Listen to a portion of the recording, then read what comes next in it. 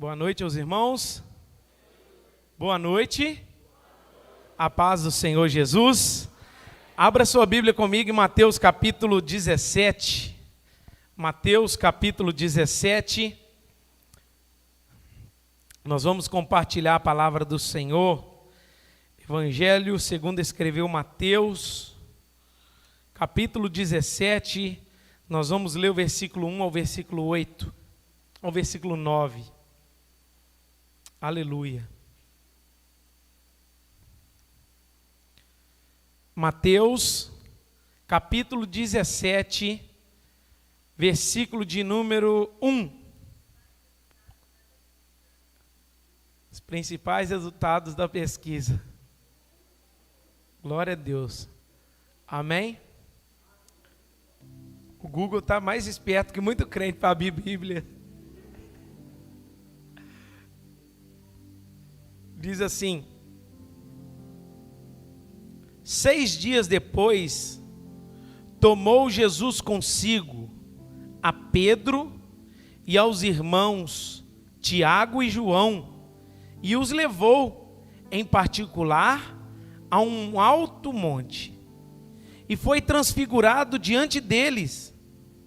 O seu rosto resplandecia como o sol, e suas vestes tornaram-se brancas como a luz. E eis que apareceram Moisés e Elias falando com ele. Então disse Pedro: Senhor, bom é estarmos aqui. Repete comigo: Senhor, bom é estarmos aqui. Capaz do pessoal em casa está repetindo melhor do que nós. Vamos lá de novo. Fala comigo: Senhor, bom é estarmos aqui. Guarde essa frase aí: Senhor, bom é estarmos aqui. Amém? Aí ele vai continuar: se queres, farei aqui 3 tendas. Uma será tua, outra para Moisés, outra para Elias. Falava ele ainda quando uma nuvem luminosa os envolveu. E eis, vindo da nuvem, uma voz que dizia: Este é o meu filho amado, em quem me comprazo. A ele ouvi. Ouvindo seus discípulos, caíram de bruços, tomados de grande medo.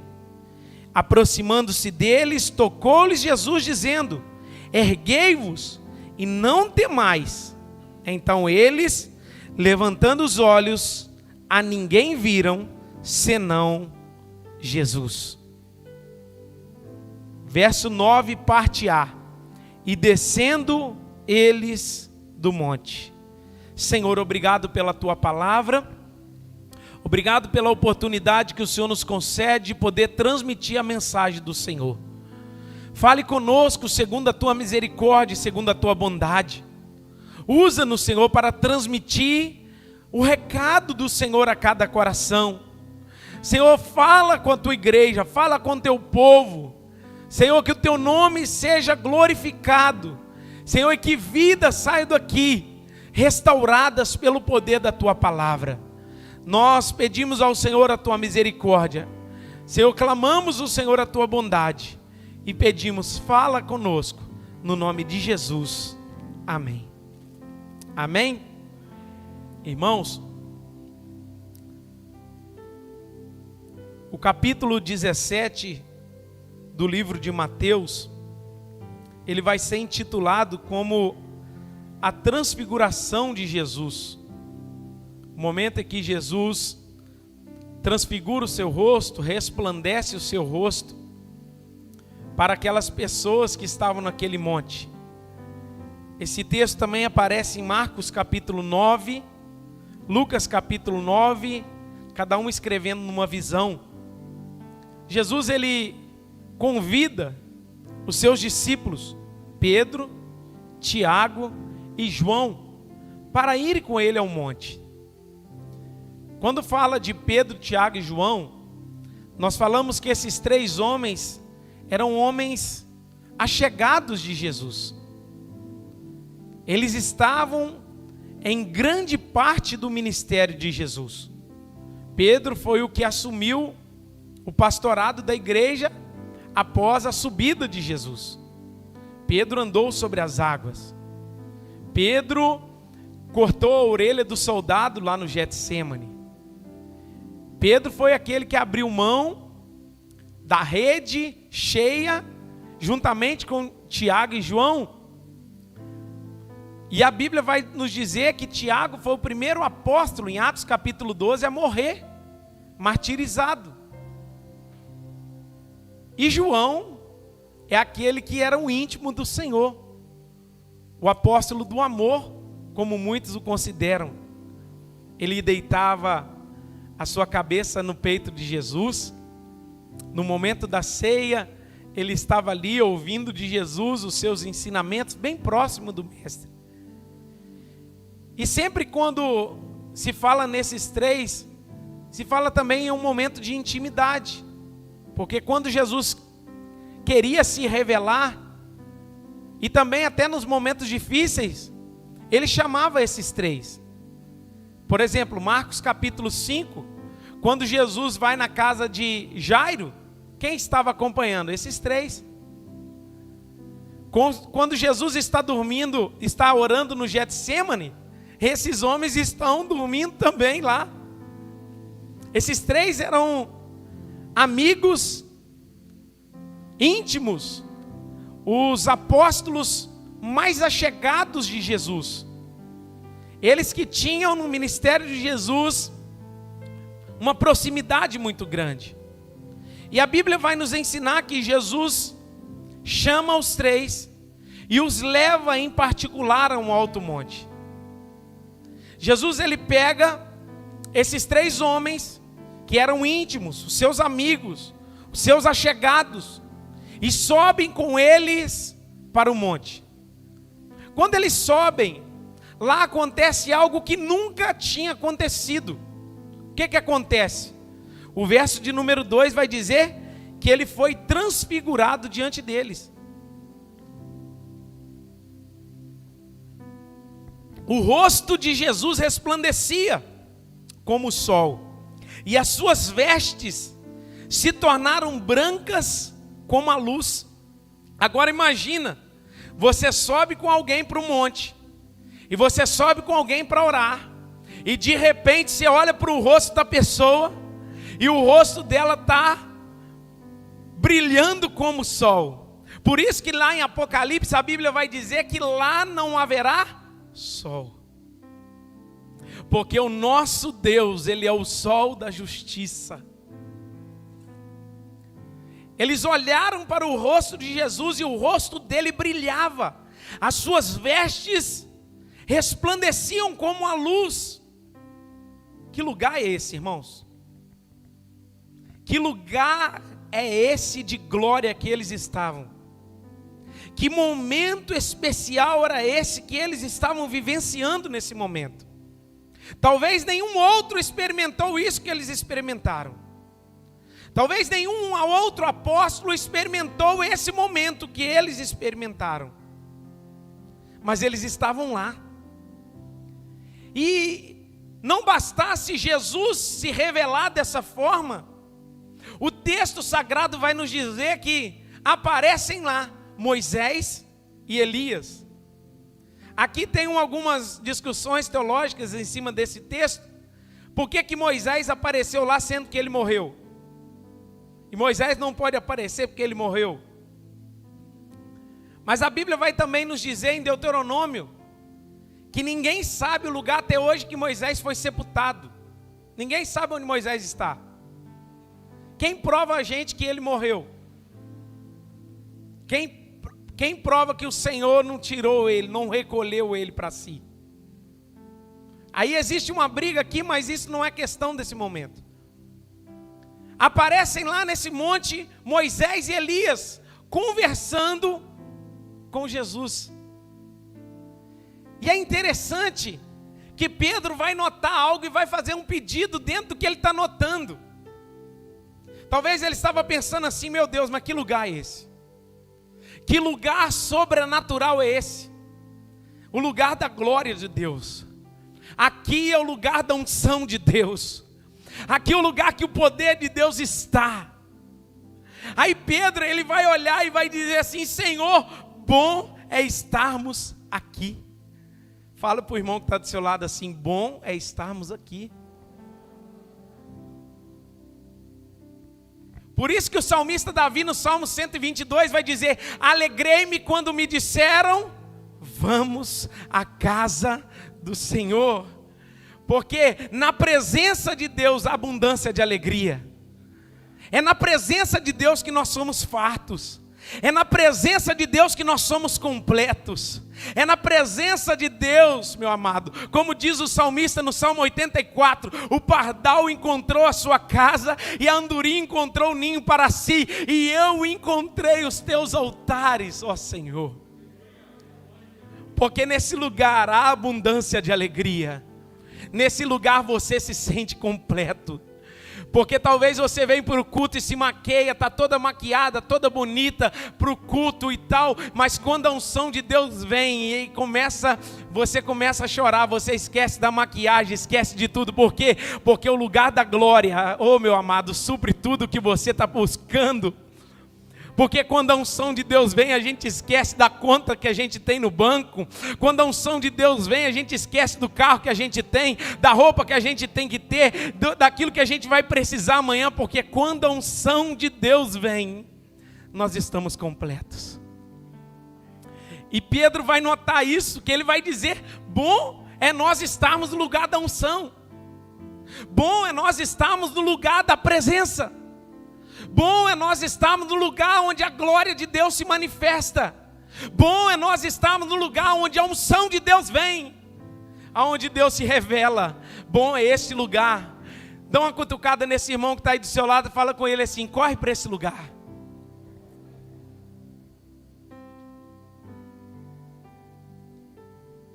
Aí Pedro, ele não vai ficar só nisso, porque o que ele detectou foi muito importante. O que ele está detectando? Que o lugar é bom, que não tem outro lugar de se estar. Por isso que o salmista também vai dizer no Salmo 27, verso 4: uma coisa pedi ao Senhor e a buscarei, que eu possa habitar na casa de Deus todos os dias da minha vida. Porque ali, na presença, na casa, tem algo sobrenatural, tem algo que nenhum outro lugar tem no mundo. Aí ele vai notar no verso de número 4, depois de dizer que bom é estarmos aqui, ele vai fazer uma pergunta: se queres, farei aqui 3 tendas, uma será tua, outra para Moisés e a outra para... O que Pedro está querendo? Ele está bem intencionado, sim ou não? Sim ou não? Está bem intencionado. Ele quer fazer uma tenda para Jesus, ele quer fazer uma tenda para Moisés e ele quer fazer uma tenda para Elias. Ou seja, vocês moram aqui e nós fica do lado de fora contemplando essa glória. Porque quando se fala de tenda, fala de habitação. Quando se fala de tenda, fala lugar de morar. Quando se fala de tenda, fala lugar de habitar. O que Pedro está querendo? Que eles ficassem naquele lugar, morassem lá, residissem lá, permanecessem lá. Você lembra do tabernáculo? Deus falou assim: Moisés, construa para mim um tabernáculo para que eu possa habitar neste lugar, e os homens vejam lá a minha glória. O tabernáculo foi feito por Moisés, e o tabernáculo não coube Deus. Aí Deus falou para Davi: Davi, construa para mim um templo, porque a minha arca está indo de lá para cá, daqui para lá. Aí Davi começou a construir, ele parou no meio do caminho. Quem continuou? Salomão. E ele fez o templo para o Senhor habitar. Mas não coube Deus, porque na inauguração do templo caiu todo mundo. Aí agora aparece o Pedrão, querendo construir uma tenda para ele morar. Agora aparece Pedro querendo colocar Jesus em 4 paredes. Agora aparece Pedro querendo limitar Jesus. Habita aqui, mora aqui, resida aqui, fique aqui, porque aqui é bom demais. lá no livro de Atos vai dizer que Deus não habita em templos feitos por mãos humanas. Ele não está aqui, nas quatro paredes da Igreja Batista Reviver. Ele está em nós. Eu expliquei hoje de manhã sobre Ageu. A glória da segunda casa será maior do que a da primeira, sim ou não? Só que muitas pessoas têm um entendimento errado desse versículo. Esses dias eu estava lá com a Natália, com a minha mãe, foi muito engraçado. Aí a gente entrou na discussão, nós três. E muitas pessoas pensam que a glória da segunda casa é o seguinte: a pessoa tinha um namorado, aí terminou o noivado, aí ela arrumou outra pessoa e fala assim, a glória da segunda casa será maior do que a da primeira, porque aquilo que aconteceu no início não deu certo e agora vai dar. Quem já viu essa expressão em alguém? O cara foi mandado embora de um serviço, aí o cara fala assim, não, a glória da segunda casa será maior do que a da primeira. Porque ele usa essa expressão de Ageu como o seguinte fato, de uma expressão de um recomeço. Que aquilo que vai acontecer depois é muito maior do que aconteceu primeiro. Mas não é isso que Ageu está querendo dizer. Ele está ensinando que a glória da segunda casa, qual que foi a primeira casa? O templo. Deus habitou lá, essa primeira casa foi limitada. Agora a glória da segunda casa, quem é o templo? Nós. Oh, aleluia! Ele está dizendo assim, a glória que vai habitar em nós é muito maior do que a da primeira, aleluia! Ele está dizendo que o templo que somos nós, oh meu amado, você precisa entender essa palavra, o templo que somos nós, templo e morada do Espírito Santo, vai habitar com Deus, vai residir a presença de Deus, e Deus vai morar conosco. Por isso que ele diz que a glória da segunda casa, que somos nós, será muito maior que a da primeira. Agora eles tentaram travar Deus no tabernáculo, não deu certo. Tentaram colocar ele no templo, não deu certo. E agora Pedro está querendo colocar ele na tenda. Não vai dar certo. Porque a Bíblia vai dizer que os céus são os céus do Senhor. E a terra é o estrado dos seus pés. Oh meu Deus! Como é que vai restringir um Deus tão grande assim em um lugar fechado, em um lugar de quatro paredes, em uma tenda? Então Pedro está bem intencionado, mas está errado, porque ele quer ficar no lugar do manto.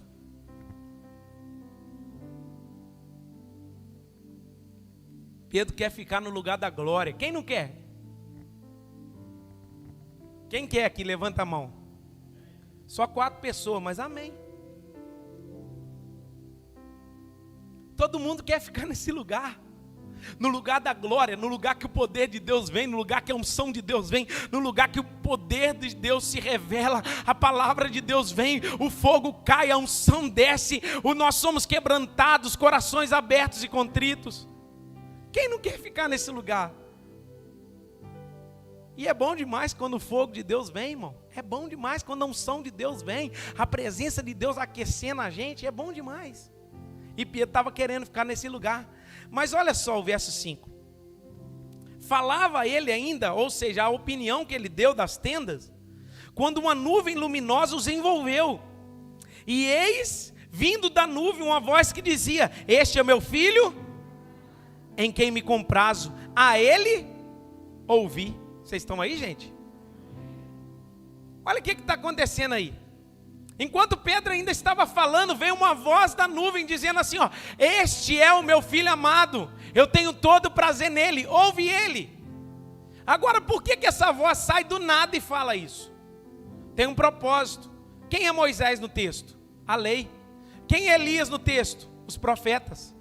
Deus está dizendo assim, vocês têm a lei, vocês têm os profetas, mas eu enviei o meu filho como a graça, para que vocês vivam não na lei e nem nos profetas, mas vivam na graça de Deus. Ele está dizendo assim, eu enviei a lei, ela é importante. Eu enviei os profetas, eles são importantes. Não anulem nada disso, mas ouçam Jesus. Quem é Jesus? A graça, o amor que nós não merecemos, a compaixão que nós não merecemos, a misericórdia que nós não merecemos. Ele está dizendo assim, se você ouvir ele, oh aleluia, se você ouvir esse homem, você será abençoado. Se você ouvir esse homem, você terá abundância de vida. Se você ouvir esse homem, você vai viver pela graça. Então não que ele anula a lei, não que ele anula os profetas, mas ele está dizendo assim: apegue-se à graça. Porque a lei não salva, os profetas não salvam, mas a graça salva o homem. Pela graça sois, não vem de vós, é dom de Deus. Aí olha o texto continuando, verso 6. Quando eles ouviram isso, ouvindo os discípulos, caíram de bruços, tomados de grande medo. Isso aqui desbanca um pouquinho a teologia de que os outros ouvem demais Deus. Irmãos, tem gente hoje que ouve Deus para tudo. Um dia eu questionei uma pessoa, eu falei assim: você não foi no trabalho da igreja? Não senti de ir, não.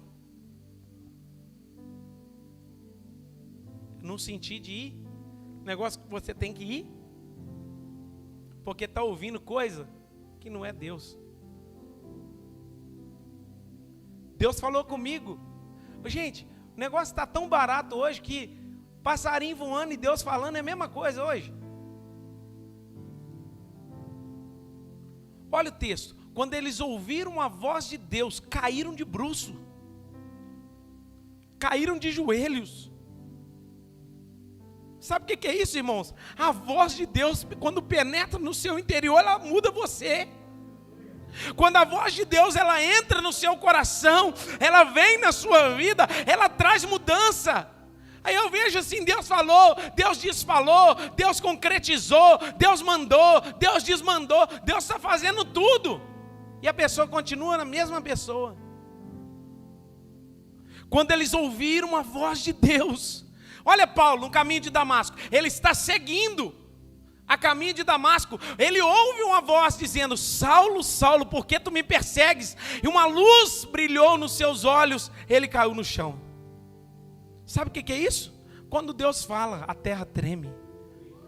Quando Deus fala, os mares se abalam. Quando Deus fala, tudo move. Por isso que aquele homem de Cafarnaum, centurião, ele está dizendo: eu não sou digno que entre na minha casa, mas diz somente uma palavra, e meu criado sarará, porque eu conheço essa voz, eu conheço a voz do Senhor, e se o Senhor liberar uma palavra, a minha vida nunca mais será a mesma. Quando eles ouviram a voz de Deus, eles caíram. Sabe por quê, irmãos? A voz de Deus não é aleatória assim, não.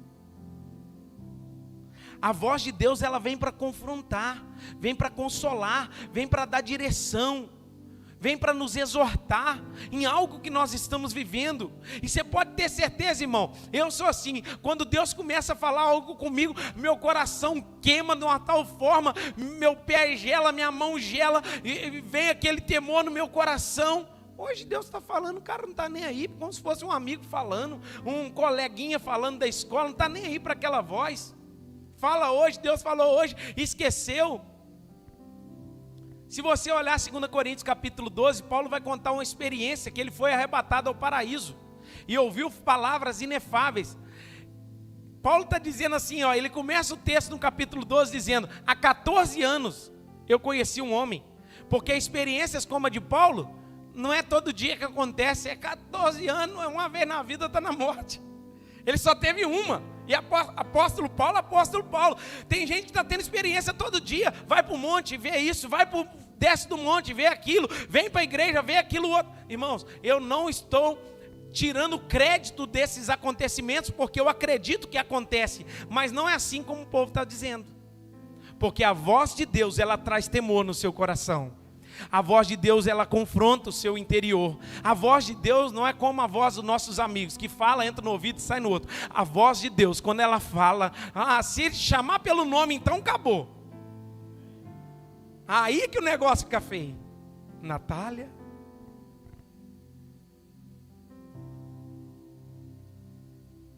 É igual aquela mãe que chama o filho de apelido, né? E quando ela quer zangar, ela chama o nome. Deus é mais ou menos assim, Marcos Paulo. Não é Max Paulo não, Marcos Paulo. Fala direitinho. Eu nem sei se ele fala nome também, mas estou usando esse exemplo aqui para vocês entenderem. Que quando ela vem, ela vem. Aí o texto vai dizer que Jesus bate no ombro deles e fala assim, levanta. Olha Jesus no verso 7. Aproximando deles, tocou Jesus dizendo, erguei-vos e não temais. Precisou de Jesus levantar eles. Então, eles levantando os olhos, a ninguém viram, senão ficou só eles e Jesus. Sabe por que isso acontece, irmãos? Manifestação assim não é todo dia não. Não é toda hora não. Aconteceu o sobrenatural. Eles caíram no chão, quando levantou, estava tudo normal de novo. Só que o texto vai completar dizendo no verso 9, olha aí.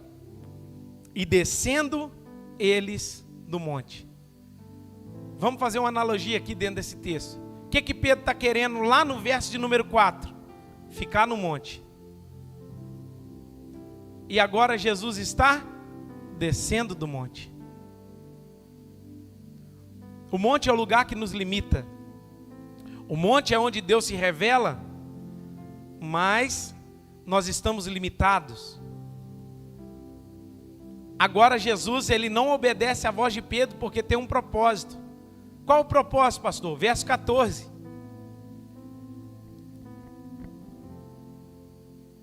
Olha o texto.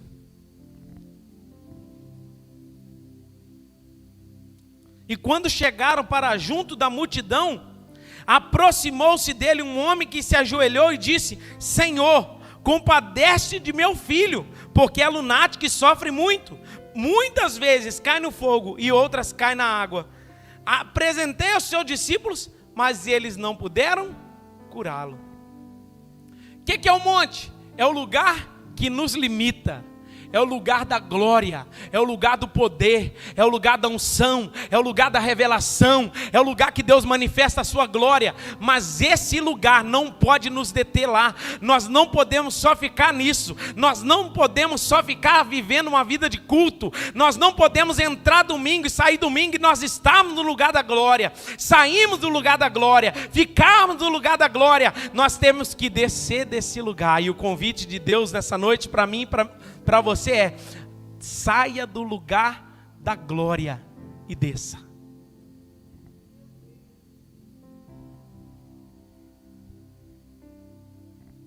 Agora parece que eu joguei um balde de água fria em todo mundo, porque enquanto a gente está falando de glória, de poder, de unção, de língua estranha, de reteté, parece que o negócio é bom e quente, dá vontade até pular no mistério. Mas quando Deus está falando assim, ó, para com um pouquinho desse fogo e desce, porque tem alguém lá embaixo te esperando. Eu tenho certeza que a unção que você recebe num culto, a palavra que você recebe num culto, não pode ficar só para você. Tem alguém lá na sua casa te esperando. Tem alguém amanhã na segunda-feira na rua te esperando. Tem alguém no meio do seu trabalho te esperando. Tem alguém que está sofrendo lá embaixo, no pé do monte. Por que Pedro quer ficar lá? Porque é o lugar confortável, é o lugar bom, que a glória está descendo, o poder de Deus está manifestando, a unção de Deus está caindo, a gente está vendo coisas que a gente nunca viu, a gente está sentindo coisas que a gente nunca sentiu, mas Deus está falando assim, não fique só nesse lugar. Esse lugar é para que você encha, desça e alcance alguém que está lá embaixo precisando de você. E a gente acostumou como crente de domingo, entrar domingo e sair domingo, vir cá no lugar da glória, aí canta, porque ele vive, aí canta outro hino, aí canta aquele outro hino, e volta para casa. A gente está como aqueles crentes que só incha, como chama? Frango de granja. É um perigo, irmãos.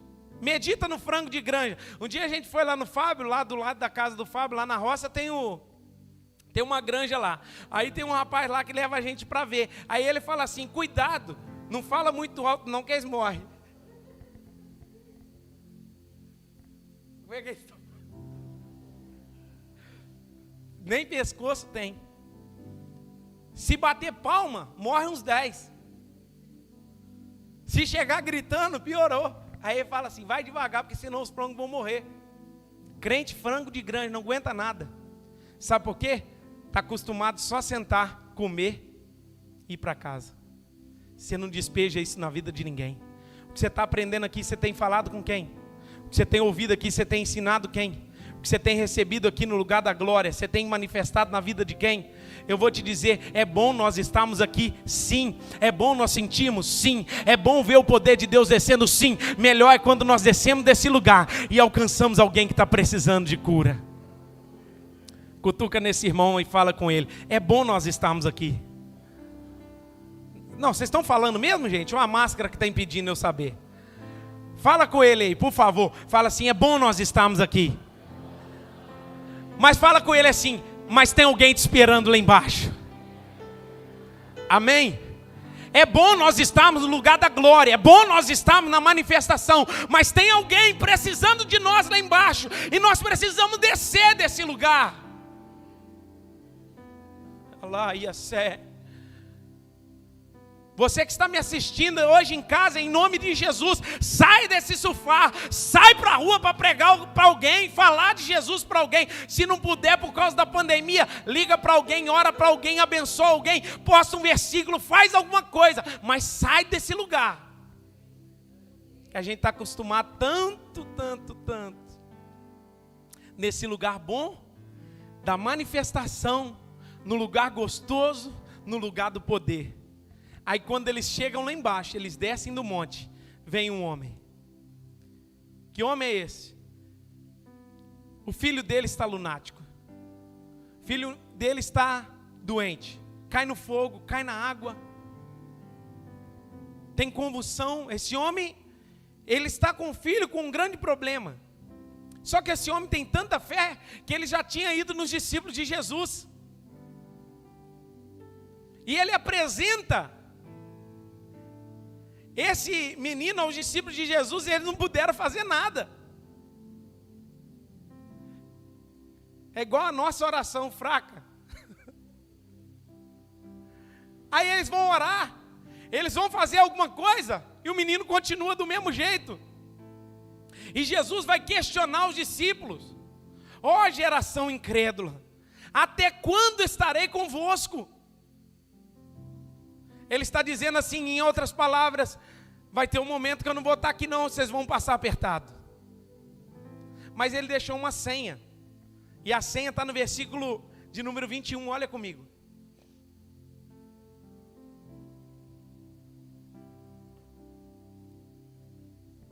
Mas essa casta não se espelhe senão por meio da oração e a senha é essa, oração e jejum. Aí eu te pergunto, oração meia tigela que ora 5 minutos de manhã, 5 minutos no almoço, 5 minutos à noite?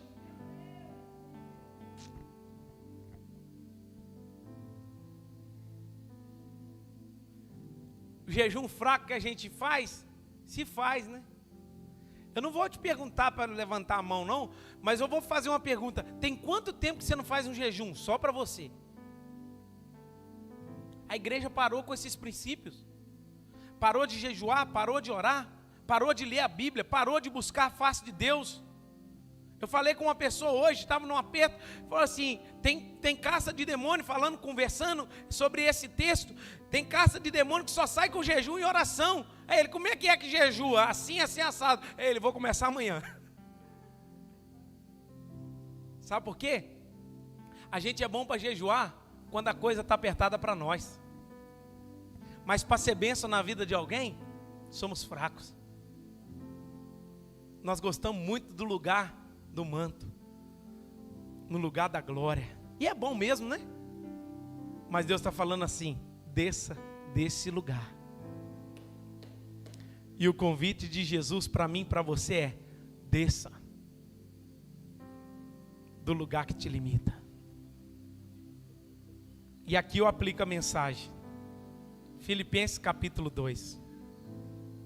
Deus, Ele sendo Deus, Jesus sendo Deus, Ele não julgou com usurpação o ser igual a Deus. Antes, assumindo a forma de servo, tornando figura humana, Você sabe o que Jesus faz?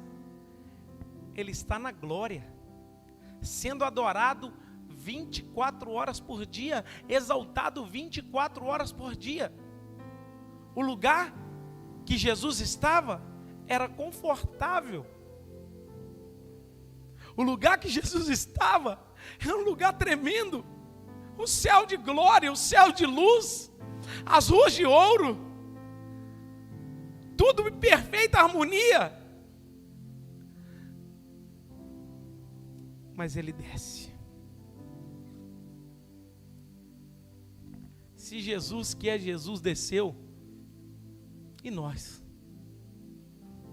O convite dele para mim e para você é: faça como Jesus, desça.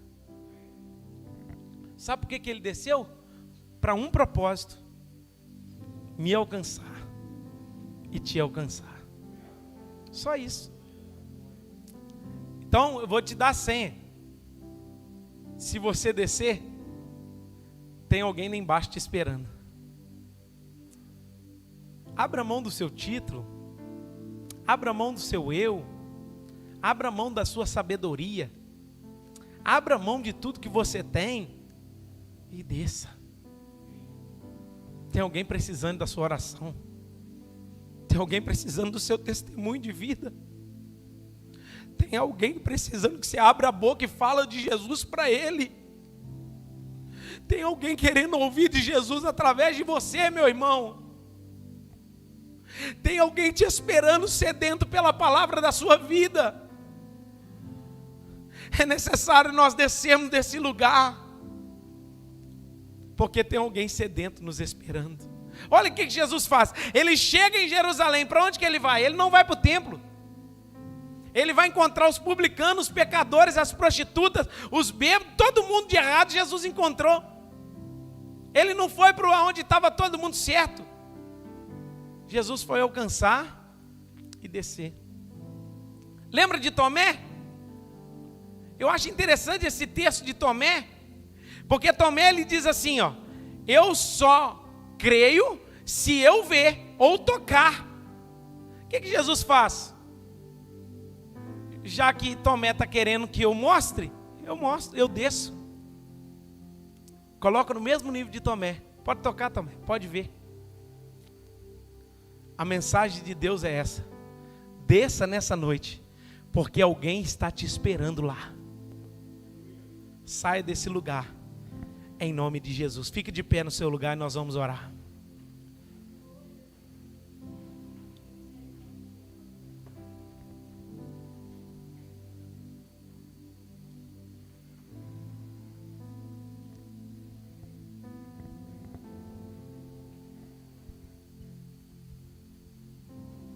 O convite de Deus é: desça, porque tem alguém te esperando no pé do monte. Tem alguém lá na sua casa, tem alguém no seu trabalho, tem alguém na sua rua esperando você. Preste atenção. Falamos assim: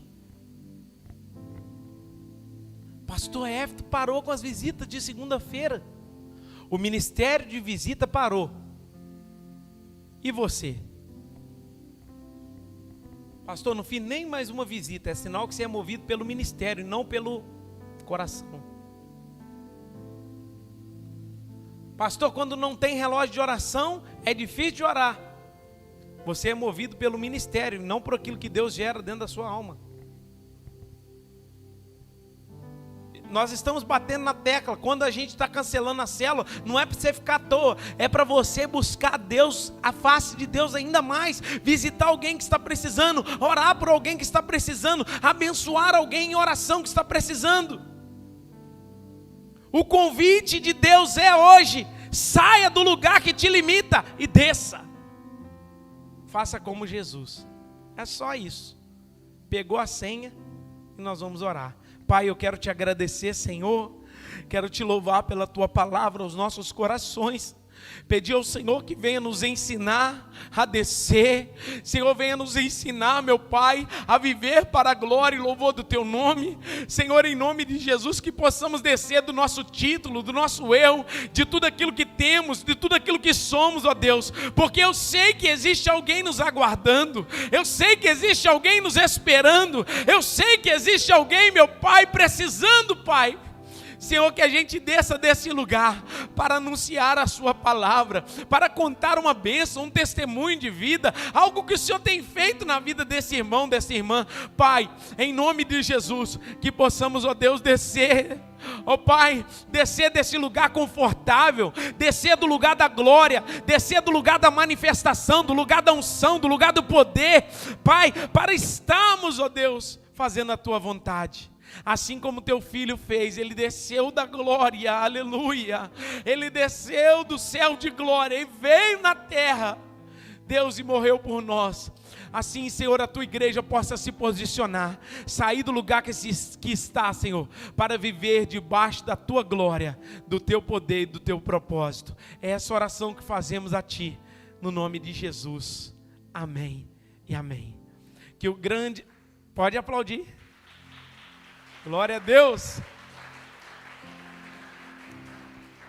Que o grande amor de Deus Pai, a graça salvadora de nosso Senhor e Salvador Jesus Cristo, a doce comunhão e consolação do Espírito Santo de Deus, sejam com todos vocês, com todo o povo espalhado na face da terra. E o povo diz: amém. Deus abençoe, em nome de Jesus. Tenha uma semana abençoada para a glória de Deus.